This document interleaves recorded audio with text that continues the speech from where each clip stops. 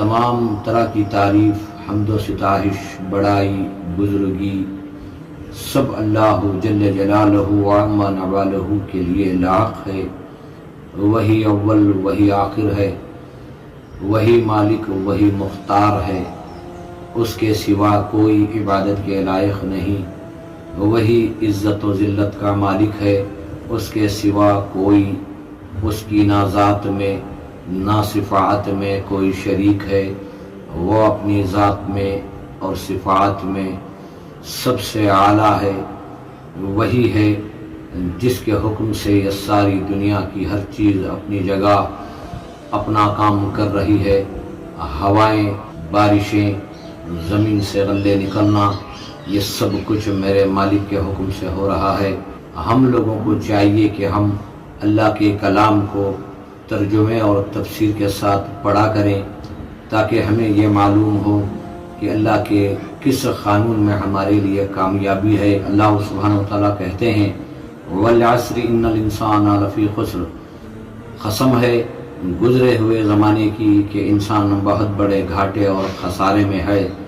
إِلَّا الَّذِينَ آمَنُوا وَعَمِلُوا الصَّالِحَاتِ، بجز ان لوگوں کے جنہوں نے ایمان لایا اور اچھے اعمال کرتے رہے، وَتَوَاصَوْا بِالْحَقِّ، حق پر ڈٹے رہے، اور حق پر ڈٹے رہنے سے جو حالات ان پر آئے، جو آزمائشیں ان پر آئی، اس پر صبر کرتے رہے۔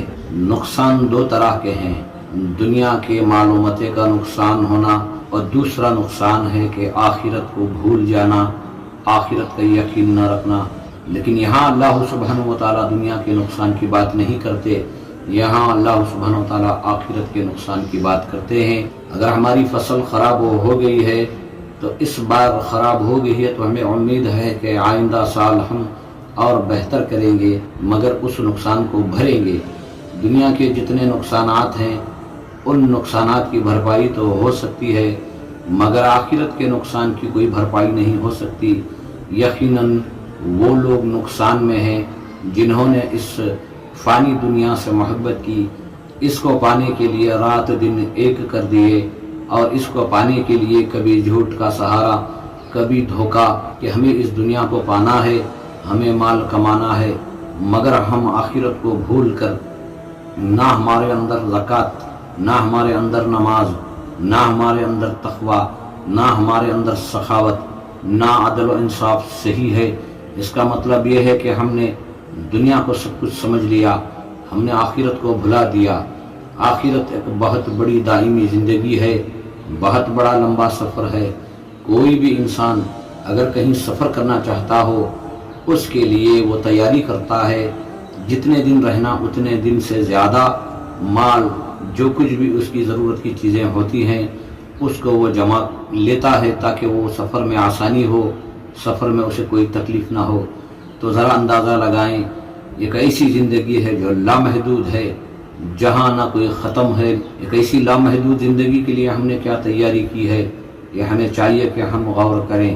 اللہ سبحانہ و تعالیٰ کہتا ہے کہ وہ لوگ بہت بڑے گھاٹے اور خسارے میں ہیں جن لوگوں نے اپنی حقیقی آخرت کو بھلایا، اللہ کی رضا کو نہیں پہچانا، اور جس نبی کو تمہارے درمیان بھیجا، محمد الرسول اللہ صلی اللہ علیہ وسلم کی تعلیمات، ان کے طور طریقے کو ہم نے پہچاننے کی کوشش نہیں کی۔ حشر کے میدان میں ہم سے کیا سوالات ہوں گے، اللہ سبحانہ و تعالیٰ ہم سے کیا پوچھیں گے، کبھی ہم نے یہ سمجھنے کی کوشش نہیں کی۔ تو سمجھ لو ایک آخرت کا بہت بڑا نقصان جو ہم کر رہے ہیں، جسے اللہ سبحانہ و تعالیٰ کہہ رہا ہے کہ وَالْعَصْرِ إِنَّ الْإِنسَانَ لَفِي خُسْرٍ۔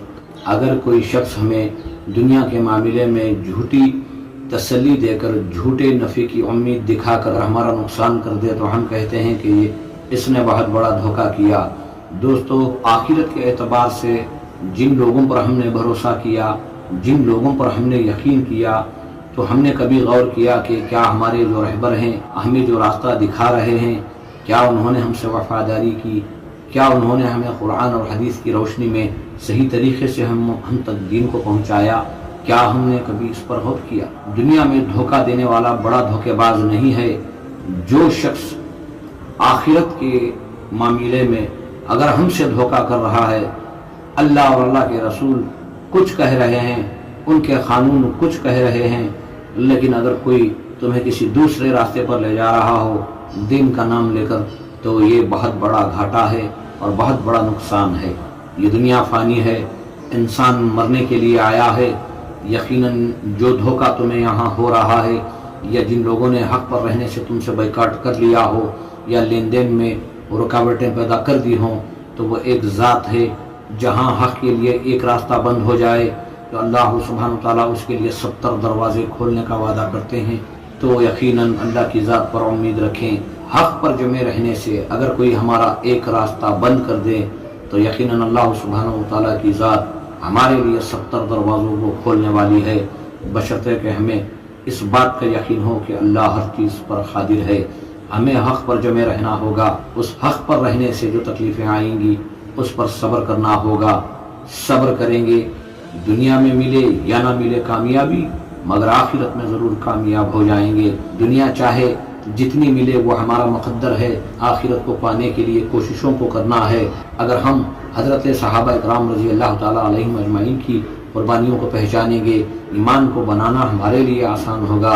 اللہ سبحانہ وتعالیٰ کہتا ہے وَمَن يَهْدِهِ اللَّهُ فَلَا مُضِلَّ لَهُ وَمَن يُضِلْهُ فَلَا هَادِيَ لَهُ۔ اللہ اگر کسی کے حق میں ہدایت کے فیصلے کر دیں اسے کوئی گمراہ نہیں کر سکتا، اور اللہ اگر کسی کو گمراہ کرنا چاہے اسے کوئی ہدایت نہیں دے سکتا۔ اگر ہمیں ہدایت چاہیے تو ہمیں اللہ کی بارگاہ میں دعاؤں کو کرنا چاہیے۔ إِيَّاكَ نَعْبُدُ وَإِيَّاكَ نَسْتَعِينُ اهْدِنَا الصِّرَاطَ الْمُسْتَقِيمَ صِرَاطَ الَّذِينَ أَنْعَمْتَ عَلَيْهِمْ غَيْرِ الْمَغْضُوبِ عَلَيْهِمْ وَلَا الضَّالِّينَ۔ ہر رکعت میں پڑھی جانے والی جو صورت ہے اس میں ہم نے بار بار یہ کہا ہے کہ إِيَّاكَ نَعْبُدُ وَإِيَّاكَ نَسْتَعِينُ، اے اللہ تیری ہی عبادت کرتے ہیں، تجھی سے مدد مانگتے ہیں۔ اے اللہ ہمیں سیدھے راستے پر چلا، راستہ ان لوگوں کا جن سے تو خوش ہوا، جن سے تو راضی ہوا۔ اے اللہ ایسے لوگوں کے راستے پر نہ چلا جن لوگوں پر غضب ہوا، جنہوں نے اپنی جانوں پر ظلم کر کے اپنی آخرت کو تباہ و تاراج کر لی۔ تو ہم نے سورۃ الفاتحہ کے اندر دعاؤں کو کیا ہے، اللہ کی بارگاہ میں ہدایت کے لیے گڑ گڑانا ہوگا، اللہ کی بارگاہ میں دعاؤں کو کرنا ہوگا۔ دنیا کو ضرورت سمجھیں گے، آخرت کو مقصد سمجھیں گے۔ وہ لوگ جنہوں نے قرآن اور حدیث کو چھوڑ کر جھوٹے وعدوں پر، جھوٹی امیدوں پر، جعلی باباؤں کی باتوں میں آ کر اپنا رہنما، اپنا رہبر ایسے غلط لوگوں کو بنا لیا جنہوں نے اسلام کو چھوڑا، جنہوں نے اللہ کے قانونوں کو توڑا، تو یقیناً اللہ خسارہ، یہ دنیا اور آخرت دونوں جگہ نقصان اٹھائیں گے۔ ہدایت اللہ ہی سے مانگی جائے گی، دنیا اور آخرت کی کامیابی اللہ ہی سے مانگی جائے گی۔ عبادت کرو، اللہ کی ذات اور صفات میں کسی کو شریک نہ کرو۔ اللہ اپنی ذات اور صفات میں واحد القہار ہے۔ دعاؤں کو کرتے رہا کرو، یقیناً دعاؤں کی برکت سے اللہ ہمیں دنیا اور آخرت میں کامیابی عطا کرے گا۔ دعا کرو اللہ سبحانہ و تعالی ہمیں اس کے ہونے کا یقین عطا فرمائے، اس سے ہونے کا یقین عطا فرمائے۔